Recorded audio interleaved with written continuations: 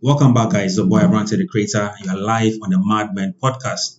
Today, we are going to be discussing something that you are already familiar with. It's already in the media space, and we are going to be discussing the electricity company of Ghana, E.C.G, and their missing containers. And I know most of the traditional media houses have started doing a reportage of how they have found some of the containers somewhere in Shy Hills, that is being melted by some Chinese companies over there. Today, I'm going to give you more stories and more details than beyond what you already know. Like I told you, this we delve deep into situations to give you. Even when the news is dead, we still bring it out. Today, I'm going to be visiting the report that the five-member committee set up, investigated, spent time on, and they produced. They submitted this document to the Honorable Minister for Energy and Green Transition, Honorable John Jinapo. And I have a copy of this report, and I'll leave a link to this report in their bio. So maybe you can check it on your free time and read what findings that they got. But I'm going to make a summary of you and let you understand that E.C.G issues goes beyond what you have seen. And it goes beyond the usual financial difficulties. It goes beyond, and some of them are procurement issues and lack of monitoring. Now let's go straight into this report. Now, this five-member committee was set up by the minister to, first of all, to find out the reason why or the circumstances 2,500 containers were locked up at the Tema Harbour. And second, to find out the procurement process for goods and services, how E.C.G does their procurement process.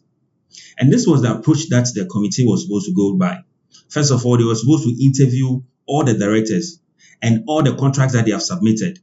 And again, visit the Tema Harbour site to physically count the containers that were at hand and compare it with what is in E.C.G's books to see if it tallies. And this is where we actually found out that there are more issues beyond what we know. Now let's go straight into the report. E.C.G is a very big company, and they deal with machines and equipment that ordinarily we can't produce them in Ghana here. So they have to import them into this country. So they have a department that is called the procurement department and the shipping department, and another department called the material and transport department.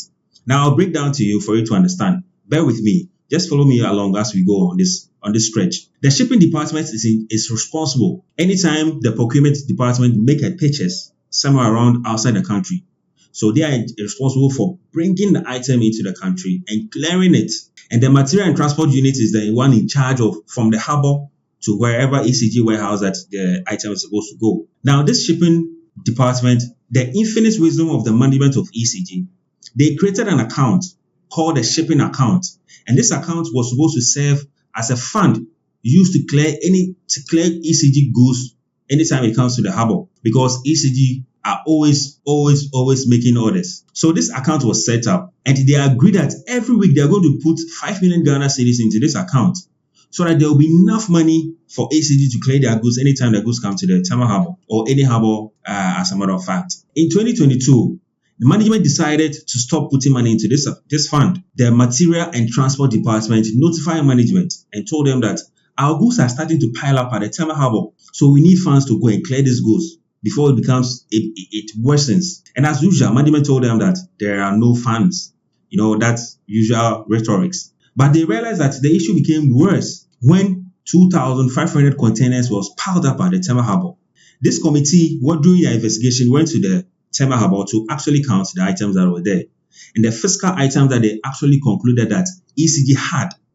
Now, these 1,346 containers were missing from the 2,500 containers.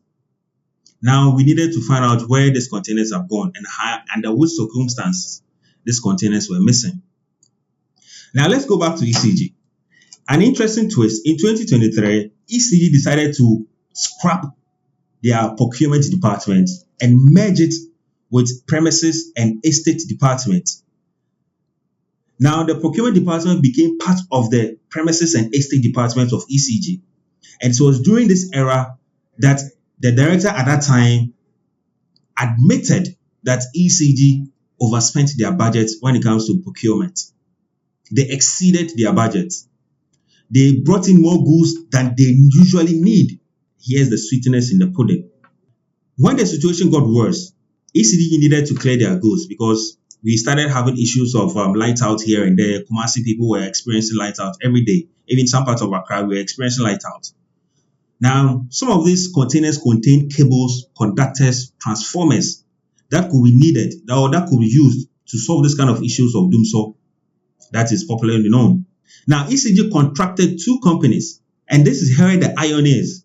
E.C.G complains of financial difficulties, but they had the courage to contract two companies. And guess how they even used to procure to select these two companies?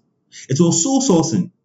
Now, these two companies, I know they are independent companies, they are private companies but the reports have their name in, so I'm going to mention their name regardless.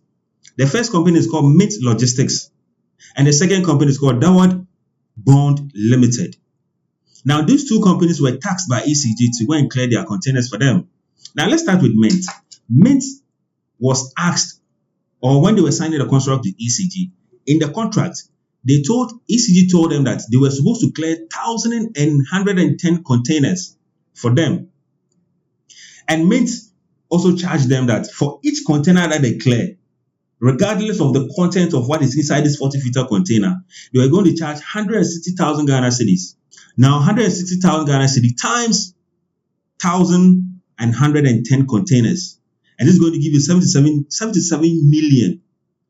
177 million. I don't even know how to even mention the figures. Over 177 million Ghana cedis. This was a contract between E.C.G and Mint Logistics. Now, here's the irony I keep saying. E.C.G had to pre-finance Mint to clear their own goods for them. And that is funny because E.C.G says they don't have money. But here they are using 30 million Ghana cedis to pre-finance a company to clear their own goods. When you are going to give somebody a contract, you make sure that the person you are going to give that contract to is in good standing to execute, to use his own money to pre-finance the contract, to execute the contract or the subject that you guys are discussing. But you, the person giving the contract out, don't pre-finance the person to go and start the contract. First, the contract was sole sourced. Now, E.C.G is pre-financing them to clear the containers for them. Now, let's go to the second company, Dawad Bond Limited. And this company, I think GRA needs to investigate this company. Now, this is it. Dawad was also tasked to clear 200 containers for E.C.G. And the contract, they also decided to charge E.C.G for 115,000 Ghana cedis. Just like Mint, regardless of whatever is in the container, they are going to charge them 115,000 Ghana cedis. Multiply that by 200 containers. Now realize that 115,000 times 200 containers will give you almost 23 million Ghana cedis. Now this was the contract. Do you know that they were able to clear only 47 containers for E.C.G? But E.C.G, they admitted that they already took hold of 46 containers. Now, what is funny about this Dawad Bond Limited and E.C.G is that Dawad Bond Limited is accusing E.C.G of owing them 4.8 million Ghana cedis. Now, if you check their records, well, you realize that Dawad Bond Limited even invaded tax of almost summing up to 5.8 million Ghana cedis. They avoided tax, and that was why initially I said GRA should investigate these people. Now, this is the rot that is happening. Now, most of these containers were missing. Like I told you, some of the items in these containers were conductors, transformers, cables. Now, this misplaced handling of transportation of containers from one place to another is as a result of how some of them were auctioned.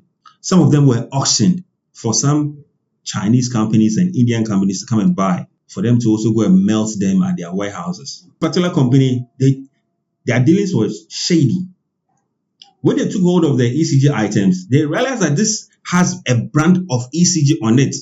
But yet still, they bought the items, took the cables out, melted it, and decided to burn the evidence. They started burning so that people will not know that this items is from E.C.G. But lo and behold, when the BNI led by the national security, invaded their warehouses.